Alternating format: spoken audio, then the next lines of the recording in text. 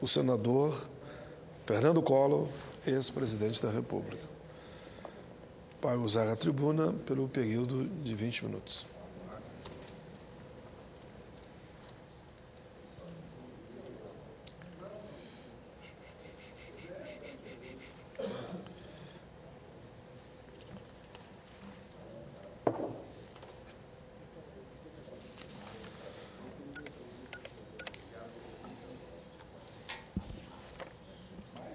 Excelentíssimo senhor presidente da sessão, Sua Excelência senador Paulo Paim, excelentíssimas senhoras senadoras, excelentíssimos senhores senadores, por diversas vezes desta tribuna assegurei que o grão-vizir da chumbetagem da revista Veja, senhor Policarpo Júnior, era um empregado do senhor Carlos Cachoeira, como afirmou sua própria esposa, Andressa Mendonça. Este fato, inclusive, é fartamente demonstrado nos diálogos das inúmeras interceptações telefônicas em que Policarpo Júnior aparece como um dos interlocutores. E aqui reproduzo mais um diálogo que o envolve. Arquivo data OF 378-AC18, do dia 2 de agosto de 2011, às 16 horas e 45 minutos, interlocutores Cachoeira e Policarpo. Cachoeira: fala, Júnior. Júnior é um dos muitos apelidos de Policarpo na intimidade do grupo criminoso. Policarpo: e aí, tudo bem? Cachoeira: mandou uma mensagem para aquele rapaz, ele está viajando, está lá em Cuiabá. Policarpo: ah, é? Cachoeira: está ok? Policarpo: alguma novidade daquele negócio? Cachoeira: então deixa eu te perguntar, aquela questão do mutirama aqui, do parque que tem aqui em Goiânia, parece que um repórter seu está em cima, né? Aqui se faz referência à reforma e exploração de bilheteria do Parque Mutirama, envolvendo propinas e vantagens a serem distribuídas. Policarpo, então, responde: o quê? Cachoeira: o repórter seu, o Gustavo, referindo-se ao jornalista de Veja, Gustavo Ribeiro, um dos receptores dos autos dos inquéritos vazados ilegalmente pelo Ministério Público, está em cima de uma verba aqui na construção de um negócio do Mutirama aqui em Goiânia. Você está sabendo? Policarpo: não, não estou sabendo, não. Cachoeira: dá uma olhada e me fala, tá? Policarpo: tá bom. Cachoeira: o Gustavo. Policarpo: e vem cá, alguma novidade daquele negócio? Cachoeira: qual? Policarpo: da fazenda. Cachoeira: não, ainda não. O rapaz está vindo aí amanhã. Vou com ele aí. Policarpo: ah, então tá jóia, a gente se encontra amanhã. Cachoeira: falou, Júnior. Olha com o Gustavo o negócio do Mutirama. Policarpo: tá bom. Cachoeira: ele está olhando aqui em Goiânia, vê aí o que precisa. E o Policarpo, então, com essa despedida interessante: beleza, tchau. Afinal, senhor presidente Randolfo Rodrigues, Policarpo Júnior, o Caneta, tinha ou não tinha conhecimento das ações criminosas? E a revista Veja tinha ou não tinha o controle dos atos? E o senhor Roberto Tivita tinha ou não o tal do domínio do fato?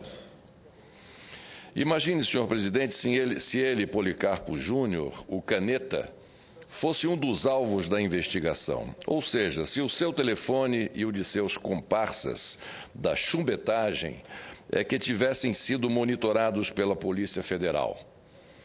Imagine em quanta podridão seria descoberta, pois este núcleo jornalista era o que abastecia o grupo criminoso com toda a espécie de serviços e informações, sendo que os servidores da Veja recebiam a parte do butim, conforme revelado nesta conversa, dentre outras, entre Carlos Cachoeira e Policarpo Júnior.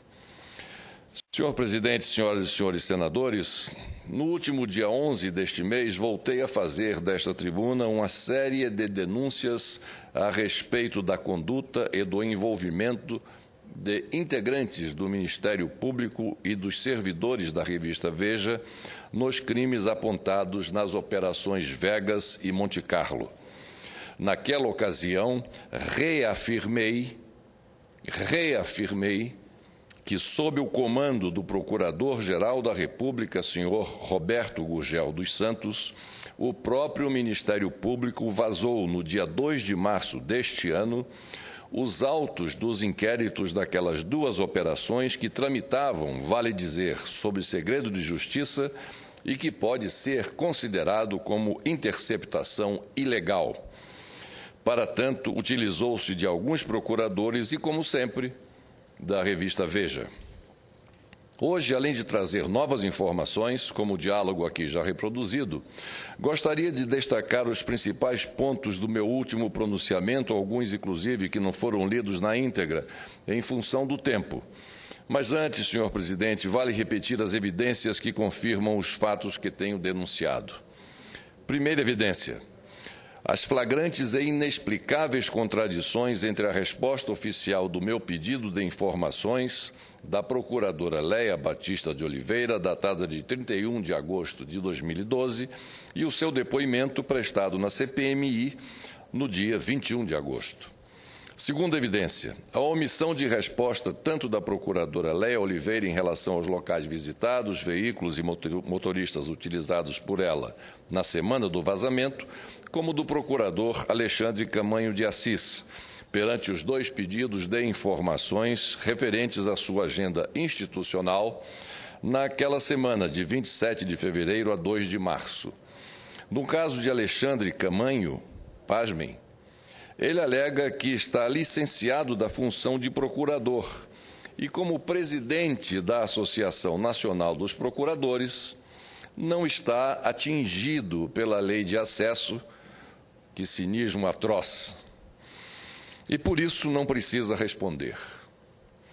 Esquece-se, porém, que mesmo licenciado, ele continua sendo um procurador da República e seus compromissos institucionais são, sim, do interesse público, ainda mais quando sua entidade está sediada dentro do edifício da Procuradoria-Geral da República. E mais, continua sendo pago pelos cofres públicos. E considerando que os próprios procuradores se auto-intitulam órgãos de Estado, esses órgãos têm a obrigação de prestar contas nos termos da Lei de Acesso à Informação. Assim, onde estiver o senhor Alexandre Camanho, seja onde for, até nos esconsos de Veja, ele será um procurador da República. Terceira evidência: de acordo com a resposta ao meu pedido de informação, o procurador Daniel Salgado esteve em Brasília no dia 2 de março com compromisso apenas no período da manhã. Apenas isso. À tarde, pela sua resposta, ele embarcou para São Paulo no voo JJ 3725. Curioso é que, conforme apurei, este voo tem sua partida somente às 18 horas e 35 minutos, tendo dado este omitido pelo procurador. Será de fato que depois da reunião no CNJ pela manhã até a hora de embarcar para São Paulo no início da noite, o senhor Daniel Salgado não teve nenhum outro compromisso aqui em Brasília?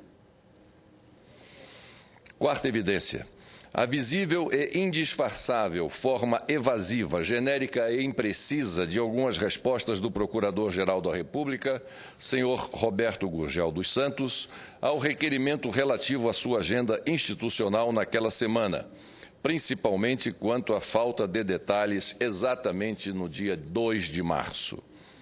Quinta e definitiva evidência: nos dias 27 de fevereiro, 1º de março e 2 de março, repito, 2 de março, dia do suposto vazamento ilegal dos inquéritos, esteve na sede da Procuradoria-Geral, sempre por mais de 1 hora em cada uma dessas vezes em que lá esteve, o senhor Rodrigo Rangel Costa, que é exatamente um dos chumbetas da revista Veja, que recebeu dos procuradores os documentos que corriam em segredo de justiça, conforme denúncia que venho fazendo há meses.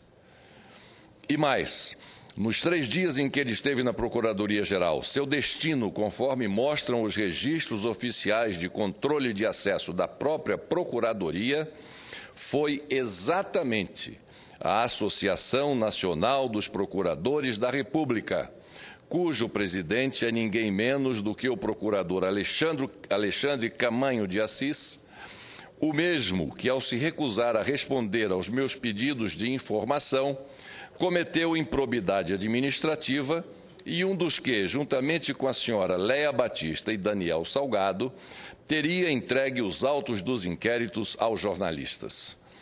Vale lembrar, como já afirmei em outras oportunidades, que o senhor Alexandre Camanho é um factotum do senhor Roberto Gurgel dos Santos, ínclito Procurador-Geral da República. Senhor presidente, senhoras e senhores senadores, como afirmei em meu último pronunciamento, a presença por 3 dias daquela semana do chumbeta Rodrigo Rangel na Associação Nacional dos Procuradores, presidida pelo procurador Alexandre Camanho e que funciona na sede da Procuradoria-Geral da República, é uma prova cabal e irrefutável dos acontecimentos que venho denunciando. Não há mais dúvida, pela série de confirmações de ocorrências e coincidências de agendas, datas, horários e locais, de que são absolutamente verdadeiras as informações que recebi sobre o vazamento dos inquéritos que corriam em segredo de justiça. Ou, como esclareceu a própria procuradora Léa de Oliveira, não se trata, nesses casos, de segredo de justiça, mas sim, segundo ela, de interceptação ilegal. E o mais grave nisso tudo é que o vazamento, que por consequência também é ilegal, partiu exatamente de representantes da instituição maior de proteção dos interesses da sociedade brasileira, o Ministério Público Federal. Que vergonha! E os principais acontecimentos ocorreram dentro das instalações da Procuradoria-Geral da República, comandado pelo senhor Roberto Gurgel dos Santos, que está fazendo do seu gabinete uma verdadeira cafua. E, claro, como de costume, com a participação sempre rasteira e perniciosa de chumbetas da revista Veja. Trata-se de um autêntico conluio de interesses, de uma sociedade maléfica entre determinados integrantes do Ministério Público e esse folhetim mensal, ou melhor dizendo, infelizmente, semanal, que se diz, esse folhetim semanal, se diz um veículo, abro aspas, de reflexão permanente e comprometido com a ética jornalística, fecho aspas. Qual seria, afinal, o interesse maior por trás de tudo isso? E por que somente a revista Veja teria sido, digamos, privilegiada com o vazamento dos autos dos inquéritos daquelas 2 operações da Polícia Federal e justamente na data da deflagração de uma delas? Não é à toa, senhor presidente, senhoras e senhores senadores, que há muito o Ministério Público Federal vem sendo comandado por um grupo que outrora autodenominou-se de tuiuius, em referência a uma ave pernalta, não é peralta, pernalta, do Pantanal Mato-Grossense, também conhecida como jaburu, e que tem, pelo excesso de peso e tamanho, dificuldades para alçar voo. Nada mais apropriado, senhor presidente, essa confraria do tuiuiu, um autêntico bando de alguns procuradores, de fato precisa se utilizar de todos os meios para serem vistos tentando alçar voo. Além da obsessão que os tuiuius têm por poleiros altos, seus ninhos são as maiores estruturas construídas por aves no Pantanal. Como atesta em recente artigo um procurador da República, colega deles, abro aspas, os tuiuius transformaram a cúpula do Ministério Público Federal em propriedade particular. Eles são desse jeito, fazem o que bem entendem, sentem-se donos do Ministério Público Federal e não estão nem aí para o que se falam deles. Aliás, raríssimos são os que têm coragem de falar. Fecho aspas. Além disso, senhor presidente, sobre as investigações da CPMI, este mesmo procurador da República, cujo nome evito citar para que ele não se torne mais uma vítima do senhor Roberto Gurgel dos Santos, afirma em seu artigo, abro aspas novamente, ora, a operação que resultou na prisão de Cachoeira ocorreu em outra investigação, a Operação Monte Carlo, inquérito policial 089/2011, instaurado porque Gurgel engavetou a primeira investigação, Operação Vegas, inquérito policial 042/2008, por quase 3 anos. Continua ele.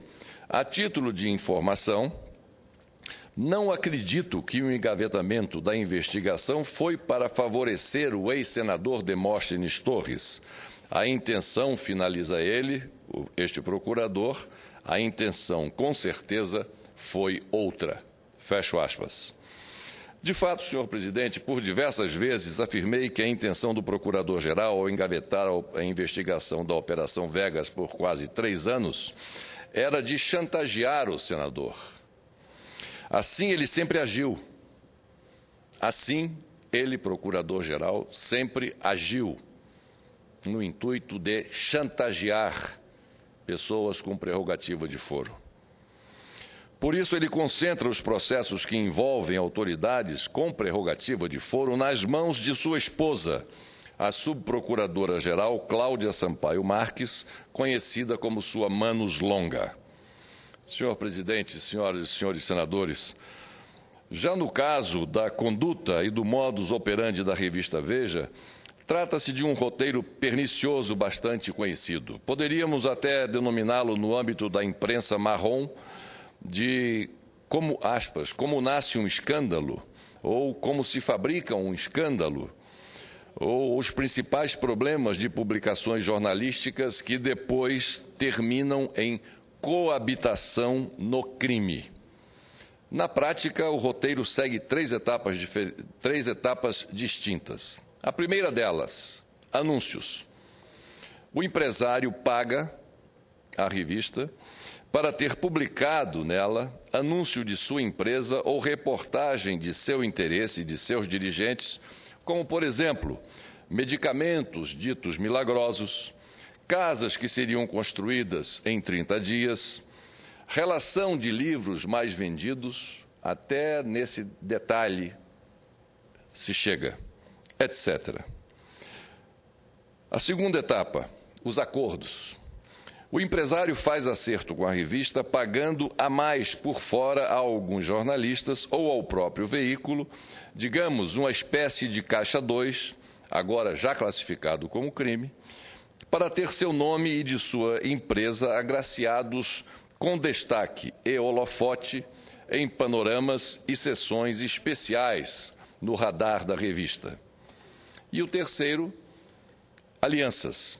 Grupos e empresários ligados a atividades ilegais, como bicheiros, patrocinam das sombras, com aqueles pagamentos a mais e trocas de informações obtidas ilegalmente, promoções e matérias na revista de modo a atingir governos e autoridades que contrariam seus interesses, via de regra, em consonância com os objetivos políticos e comerciais dos dirigentes da revista. E agora, senhor presidente, senhoras e senhores senadores, a revista Veja aparece com um novo modus operandi. Pela primeira vez na história do jornalismo brasileiro, um editor se utiliza de um outro veículo para justificar uma matéria falaciosa de sua revista. Na edição do último dia 27 de outubro, num jornal do Rio de Janeiro, traz uma reportagem com a manifestação do diretor de redação da revista Veja, senhor Eurípides Alcântara, que revela um acordo com o publicitário Marcos Valério acerca de suas supostas declarações na edição da Veja de 15 de setembro. Pelo acordo, A revista somente divulgaria a entrevista caso o publicitário negasse suas declarações publicadas. De imediato, senhor presidente, temos duas claras contradições desse diretor de Veja.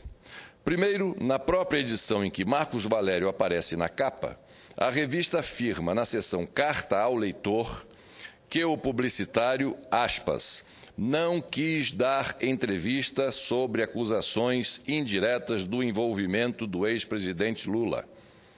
Afirma o senhor Eurípides Alcântara, na seção Carta ao Leitor, volto a repetir, o seguinte, aspas, o publicitário não quis dar entrevista sobre acusações indiretas do envolvimento do ex-presidente Lula, fecho aspas. No entanto, afirma agora haver material que prova a existência da entrevista. Ou seja, em algum momento a revista mentiu. Fica claro? Segundo, o próprio diretor alega que só divulgaria a entrevista se Marcos Valério negasse suas declarações. Ora, não precisou muito tempo.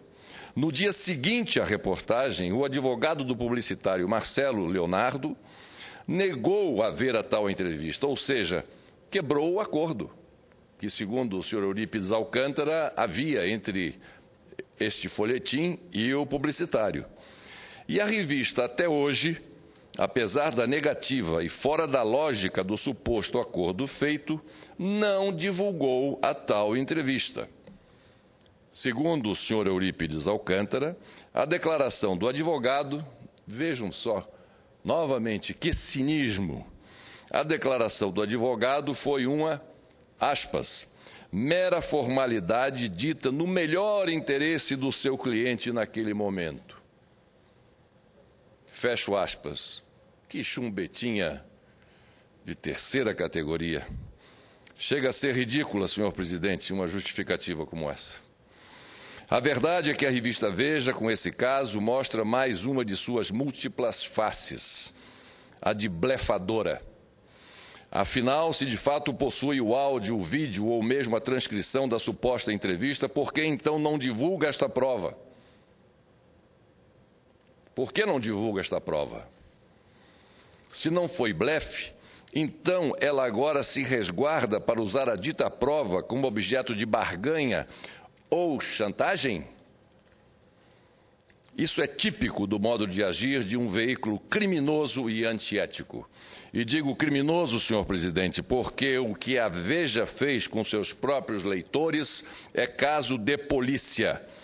Ao estampar na capa uma chamada destacando uma entrevista que não aconteceu, é ludibriar, é enganar os leitores, é criar uma expectativa de revelações bombásticas que em nenhum momento aconteceu, já que a matéria limitou-se a trazer supostas declarações esparsas de Marcos Valério a interlocutores variados e em momentos distintos. Nada mais. Ou seja, a Veja enganou o leitor mais uma vez, falseou uma reportagem, tentou criar mais um escândalo apenas em busca de lucros, lucros e mais lucros. E, definitivamente, isso foge aos padrões que a própria revista alega seguir, mediante, como ela costuma dizer, a reflexão permanente e a ética jornalística. Que ética jornalística? Coisa nenhuma. Eles não praticam a ética jornalística, é exatamente o contrário. E pior, mostra que além de ser o grandfather da revista, o senhor Roberto Tivita, ele também agora instituiu a policarpia da Veja, que passou a gerar, quase que por cissiparidade, vários filhotes à moda e feição do seu primogênito, que é o senhor Policarpo Júnior. Existem lá vários policarpinhos.